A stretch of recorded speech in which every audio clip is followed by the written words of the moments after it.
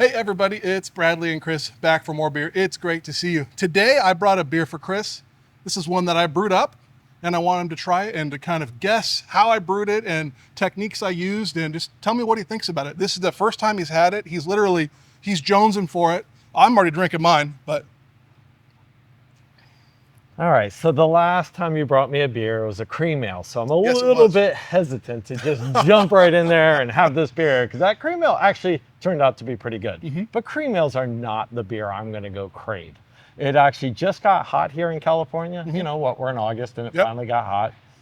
So maybe that cream ale would be good today. But yes. This one I can smell the hops and man, this is not a cream ale. Or if it's a cream ale, you definitely screwed up. This is a little too turbid for a cream ale. Oh man. That is a tasty brew. Cheers, man. Thank you for bringing it. Oh, yeah. Can I make some guesses? Yeah. I mean, we're an IPA, right? Yeah. But it's... That's the easiest one. Let's call it maybe a New England style IPA. Yeah, it's more of a hazy IPA, we'll call it. Well, let me ask a few more questions. All right. How long has this been beer? This has been beer now for... It's not beer until you put the yeast in it, right? Yeah. Okay, so it's been beer for 12 days, we'll say. Ooh, it's a young beer. 12 to 14 days. This is maybe 2 weeks. A youngin', but it's surprisingly drinkable for being, let's say, 2 weeks old. Yeah, you can still you can taste the hop notes a little bit, not quite as round, but I think it's going to mellow right out in another week, honestly. All right. So knowing you as long as I've known you, I'm going to guess this was brewed on the B40? No, it wasn't Brew Tools. No, it wasn't Brew Tools. No. Was it an all-in-one? No. No, it wasn't an all-in-one. You didn't get one of our new big brew houses, did you? Not yet. Not yet. One day. One day. Your wife's going to love Permits, that. yeah. Yeah, your wife's going to love that in the garage. Well, I think I've narrowed it down. Yeah. There's really only one option at this point. If this is a flash beer, damn. We got another winner for you. I've made most of our kits and I have not had this one yet, so. This is the newest one. Tell us about it. This is the Flash Haze Craze kit. This one I made simply, it took me about 10 minutes to assemble the kit that included, sanitizing stuff and getting stuff ready. This one I did ferment in the X3, so a little more sophisticated than you need, but you can ferment these in almost anything, even a bucket if you wanted, I think would be fine. Are you doing the X3 so you can do temp control? Temp control, I did do a late edition. I put all the hops in towards the end. I wanted fermentation to get going a little bit, and then I went ahead and dry hopped it essentially with the cryo. That's one of the things I do love about these flash beer kits. Yes, you can just follow the instructions and make good beer. But those of us who've been brewing a long time, we don't like to keep things as simple as they probably could be because we know there's an impact, right? And I think that's cool because I would have guessed flash beer right away based off of the intensity of the hops. Yeah. And I don't mean that in a, oh my gosh, that's hoppy. Sometimes I get a little resiny character out of those cryos, and this I don't because you probably added them late. And part of the reasoning there was, honestly, I was busy and I wanted to get this beer done, wanted to get the kit made, but I also was going out of town and I didn't know, I didn't want to let it sit on the hops too long. So I waited. That way I could really control how long the hops contact the beer.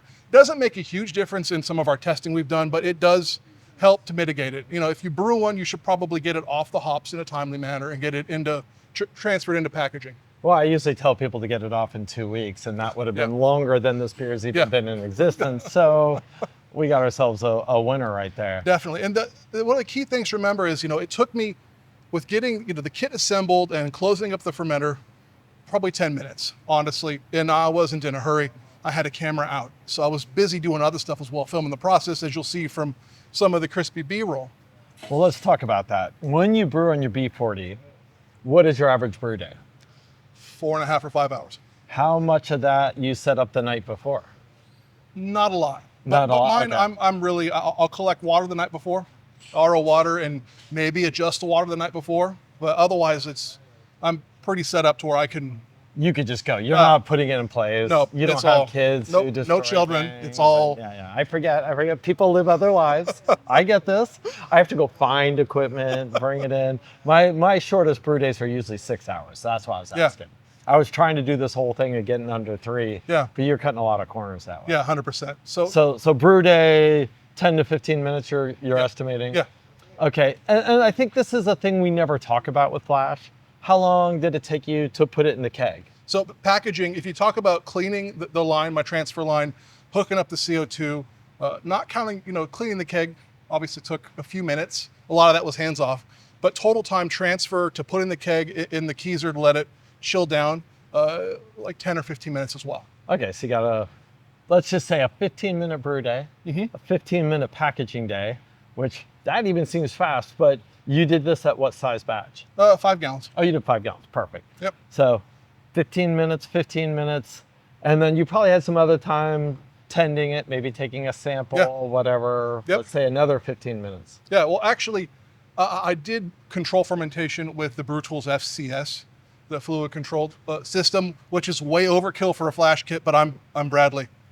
So if you have it, you might as well use it. Oh, I hope. It's not a prerequisite to making great beer, but if you have it, it's not going to hurt. No, I'd say always use the tools you have at hand. 100%. Your tools are way cooler than my tools, but I always use them. So here we are. We got 15-minute brew day, and we mean a 15-minute, not like 15 minutes of work. It's 15 minutes from start to finish. 15 minutes of a kegging day, and then maybe some setup of some of the tools that you're using, whatever. Let's call the whole thing from nuts to bolts under an hour. Yeah. I mean, well under an hour. Yeah, I mean, obviously, the unit tank I used, a little more complex to clean. If I was using one of our Fur Monsters or something like a Firmzilla, you could honestly clean it faster. Sure. So when you can stick your arm in. Yeah, your arm in. I'm fully clean in place. Yeah. But, you're talking minimal time to get an awesome beer, and you could still customize it. I could have gone crazier, but that would have been, Well, I'm glad you stuck to the core of it. And you and, I don't want to say invented this beer, but you and Olin pretty much tweaked this beer from nuts to bolts to get it to where it is now. Yeah, there's been several iterations of this, couple of prototypes, and nailed it down to this recipe. Hopefully this one no one's upset with me. I'm not throwing it out, so. Not mad? Not mad about it. And something I'm loving about these kits is we're all busy, right? We all have this thing of life, and doing other things, and we want to brew our super long brew day. I want that time. I want to do these things, but sometimes life gets in the way. Yeah. I'm a soccer coach this year.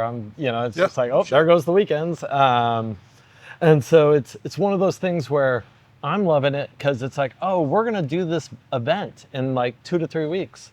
And I'm like, all right, hon, well, let me just bring one home. Yeah. Brew it up. And the reason I asked about the size is I'm even more excited about what's coming. The 2-gallon kits. Yeah, and they're here. They're finally here. Yeah. The 2-gallon kits are like perfect. We should probably talk about the yeast. German. We don't have that yeast out. That's not a yeast you could just have. Yeah, it is. No, it isn't. Hazy. Oh, we're using Hazy. You living under a rock? We're not using. No, this is this one and the hef. Hef, yeah. I knew the hef. Yeah. I even fermented this at I set the temp controller to 80, but let it rise all the way, free rise all the way to 84 before it cooled. Right. Well, extensively tested. Cool. And well, I'll cut in on this. I'm going to cut in on this one. This kit uses our Cellar Science Hazy yeast strain. This is one of the few flash kits that we've gone outside of the realm of that flash yeast and picked, honestly, this is one of our workhorse strains for in the home space and commercially. This is an awesome strain. And that yeast fits the bill. Not quite the same as the flash yeast, but it's for this, I think you need that. And that now explains how you're holding that hazy character. Yeah, and also this is a bespoke malt blend. We've got oats in there. We've got everything you would expect to ensure a high level of haze. And this haze will be really stable. I don't think your keg will last till the end of the haze. I guarantee it. Well, yours isn't going to. All right, Chris, it's been a pleasure. I got to get back to the brewery and start working on the next flash kit. If you guys have any questions or comments or is a flash kit that you think we should try and create, comment below. We'll definitely read all the comments. I definitely will. And if there's a will, there's a way. We're here to make the best possible kits, equipment, and ingredients we can. Absolutely. Cheers. All right, Chris, take care.